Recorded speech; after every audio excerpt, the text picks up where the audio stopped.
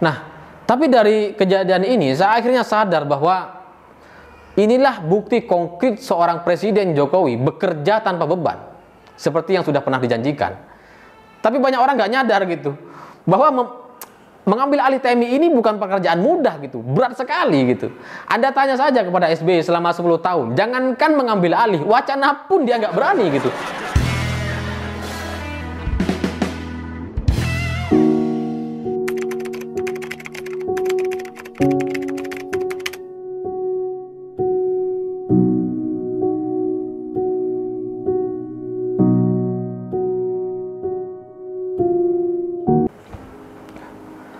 Selamat malam para mantan, selamat malam buat semua kalian yang saat ini sedang berpuasa, yang tidak hanya menahan haus dan dahaga, tapi juga menahan rindu dan pertemuan. Kalau ketemu takut batal soalnya gitu. Taman Mini Indonesia Indah diberitakan oleh banyak media selama seminggu terakhir, dan akhirnya kita tahu bahwa selama 44 tahun Taman Mini Indonesia Indah dikuasai oleh keluarga Soeharto, dan selama itu pula mereka tidak pernah bayar sepeser pun kepada negara, tidak pernah bayar uang pendapatan begitu.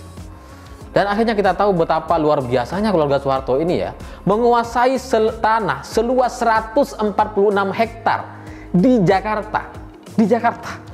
Betapa luasnya itu ya.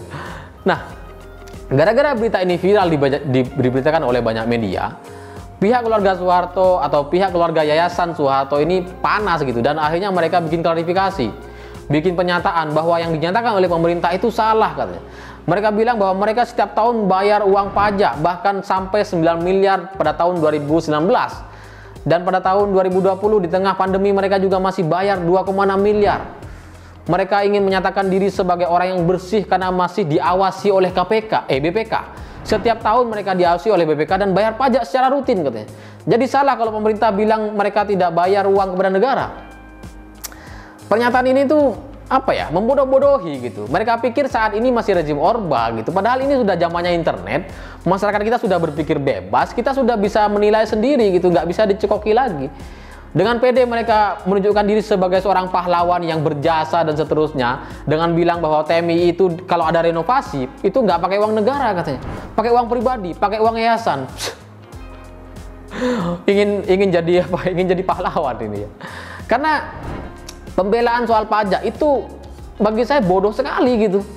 Pajak itu memang harus dibayarkan gitu, nggak usah TMI, semua orang, pengusaha, semua orang, bahkan orang-orang yang bekerja di atas lahan yang dia bayar sendiri, yang dia beli sendiri, itu tetap bayar pajak gitu. Apalagi Taman Mini. Taman Mini ini punya negara, bangunannya punya negara, dikelola oleh keluarga Soeharto, tapi mereka cuma bayar pajak. Kan kampret ya. Enak banget gitu. Kalau saya juga mau tuh kayak gitu. Saya mau tuh kelola TMI itu. Jadi semua uang tiket, uang parkir itu saya masuk ke saya begitu. Saya cukup bayar 9 miliar ke pemerintah gitu. Enak banget. Karena pengunjung Taman Mini Indonesia Indah ini setiap tahunnya itu banyak banget. Dari 4 juta sampai 5 juta, bahkan lebih gitu ya. Dan kalau kita tahu, kalau liburan itu puluhan ribu orang, puluhan ribu pengunjung masuk ke Taman Mini Indonesia Indah ini gitu. Dan tiketnya tuh beragam sekali gitu. Tiketnya tuh ada tiket masuk.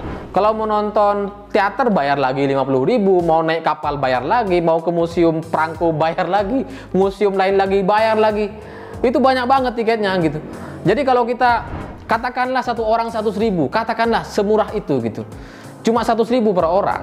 Kalikan 5.500.000 pengunjung setiap tahun, itu kan 550 miliar rupiah. Dan Anda hanya bayar 9 miliar dengan bangganya mengakui sebagai seorang pahlawan gitu. Melakukan renovasi nggak minta ke negara, ya iyalah. 500 miliar Anda dapat gitu. 550 miliar, bayar 9 miliar ke pemerintah, masih sisa banyak, sisa 540 miliar. Katakanlah renovasi 40 miliar, masih sisa 500. Katakanlah operasional 100 miliar, masih sisa 400, masih banyak banget gitu. 400 miliar, itu kalau dibelikan cendol, tenggelam tuh Jakarta tuh. Sebanyak itu kalian korupsi, kalian makan sendiri gitu ya. Dan masih menyangkal seolah-olah pemerintah ini salah, pemerintah itu berbohong. Anda itu maling, malu harusnya, masih percaya diri banget bikin kompes ngundang wartawan gitu. Kesel saya.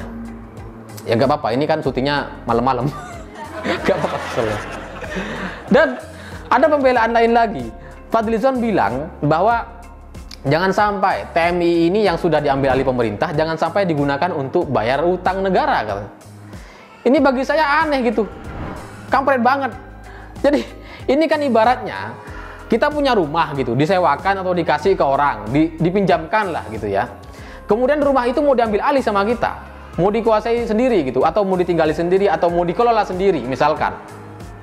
Lalu tiba-tiba pihak penyewa, orang yang cuma minjem itu malah bilang jangan sampai dibayar utang ya. Ya ngapain gitu? Ini kan punya saya, bebas dong mau diapain gitu. Anda yang minjem, Anda yang ngutang, nggak punya hak untuk mengatur-ngatur sebagai pemilik gitu, mengatur-ngatur pemiliknya gitu. Kalaupun mau dibayarkan buat bayar hutang, ya nggak apa-apa. Dengan cara apa? Dengan cara pengelolaan yang lebih baik gitu. Karena 9 miliar per tahun itu kan kecil aja gitu. Dengan potensi pendapatan sampai 500 miliar. Kan eman gitu kalau selama ini dikuasai oleh keluarga Soeharto yang cuma digunakan untuk kebutuhan-kebutuhan pribadi mereka, yang petantang-petenteng menjadi sultan, menjadi orang kaya raya dengan lahan milik negara gitu, bekerja di atas lahan milik negara tapi keuntungannya diambil sendiri gitu. Ini bagi saya konfes paling bodoh yang pernah saya tahu gitu ya. Karena udahlah menguasai lahan negara, udahlah nilep uang negara, uang pendapatan pemerintah, masih nggak ngerasa bersalah gitu, masih berani menunjuk orang lain bersalah gitu. Ini luar biasa bobronya orang-orang ini gitu. Nah, tapi dari kejadian ini saya akhirnya sadar bahwa inilah bukti konkret seorang Presiden Jokowi bekerja tanpa beban seperti yang sudah pernah dijanjikan. Tapi banyak orang nggak nyadar gitu bahwa mengambil alih TMI ini bukan pekerjaan mudah gitu, berat sekali gitu. Anda tanya saja kepada SBY selama 10 tahun, jangankan mengambil alih, wacana pun dia nggak berani gitu. Wacana aja nggak berani gitu. Gimana mau ngambil alih? Nah, Pak Jokowi ini ibaratnya orang nggak tanpa pacaran, tanpa tunangan, tiba-tiba ambil nikahin. Itu Pak Jokowi itu, dan beres nih, beres ini barang langsung masuk gitu ya. Nah, selain itu saya juga jadi teringat dengan pertambangan di Indonesia yang selama ini juga dikuasai oleh asing gitu.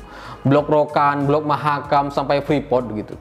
Itu selama ini kan dikuasai asing dan nggak ada presiden yang berani untuk mengusik mereka gitu ya.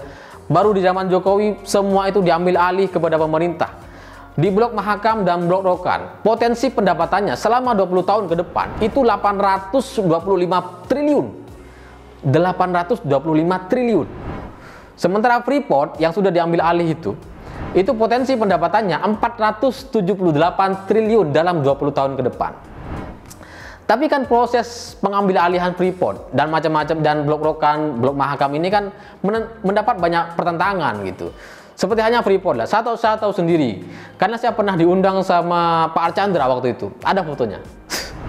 Pamer ya. Jadi Pak Archandra tuh cerita lah banyak banget kan, banyak orang menolak ini katanya.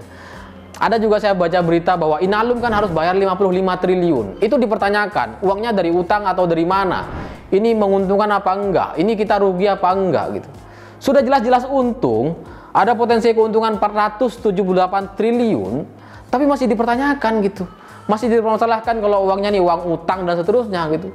Seolah-olah kan salah, seolah-olah mereka ini paling paham. Padahal kalau utang dalam sisi saya sebagai orang desa, orang jelata begitu ya, utang itu kan apa ya? Sama kayak kita beli rumah lah, beli rumah KPR gitu. 20 tahun kita beli rumah gitu. Ya sama aja kayak gini gitu. Katakanlah 55 triliun, tapi kan keuntungannya sudah jelas 478 triliun. 2 tahun udah balik modal gitu. Investasi macam apa yang 2 tahun sudah balik modal dan keuntungannya masih banyak gitu. Masih banyak banget.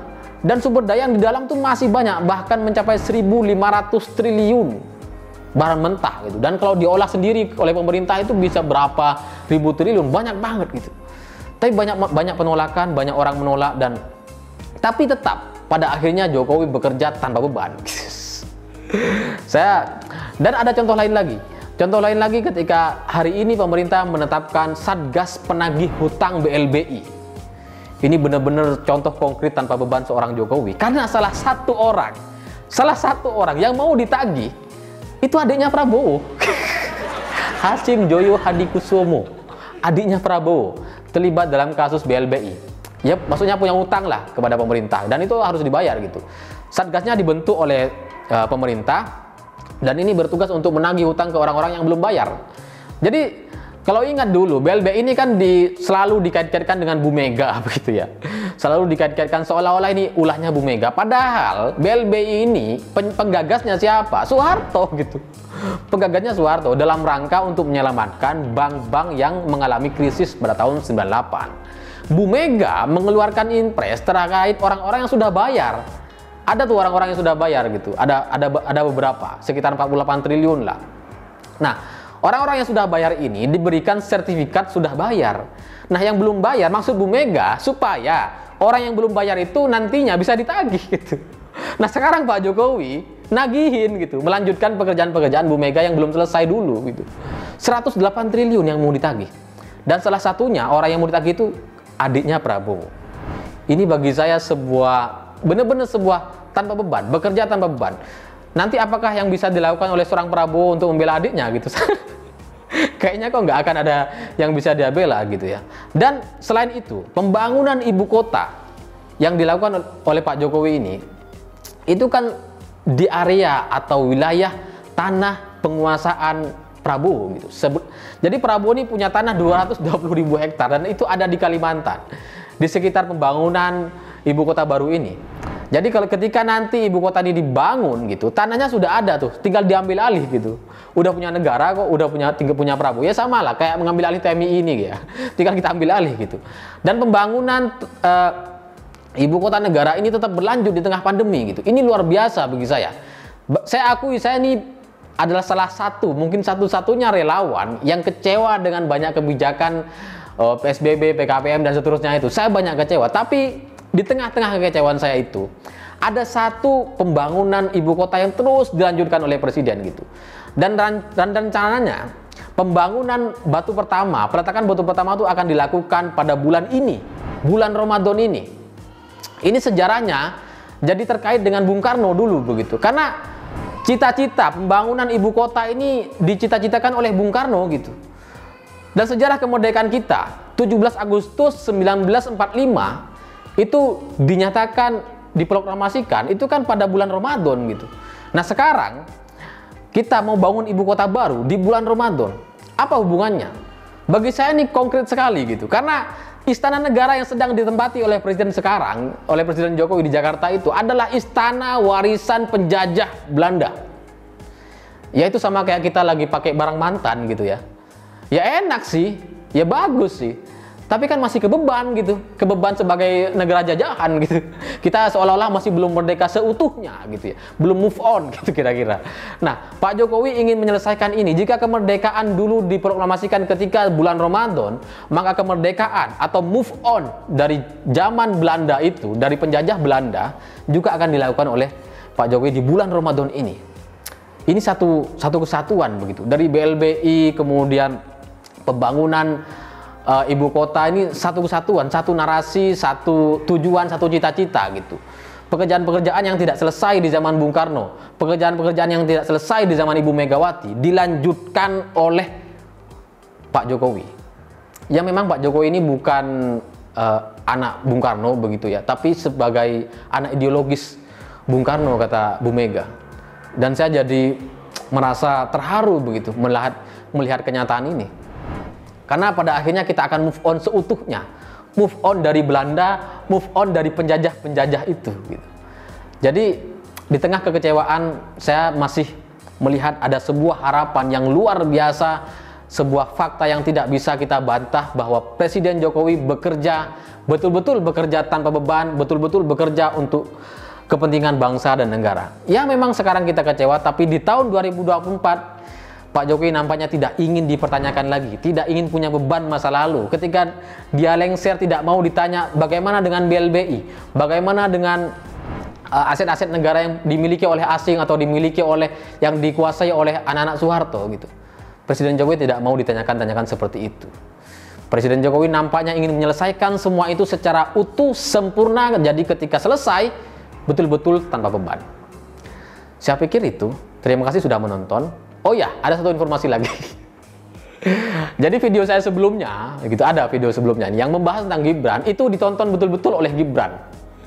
Dan semoga video ini yang membahas Pak Jokowi juga ditonton oleh Pak Jokowi. sehingga Anda semua penonton-penonton 2045 TV tidak punya alasan untuk tidak subscribe, like, komen, dan share video ini sebanyak-banyaknya. Begitulah kura-kura.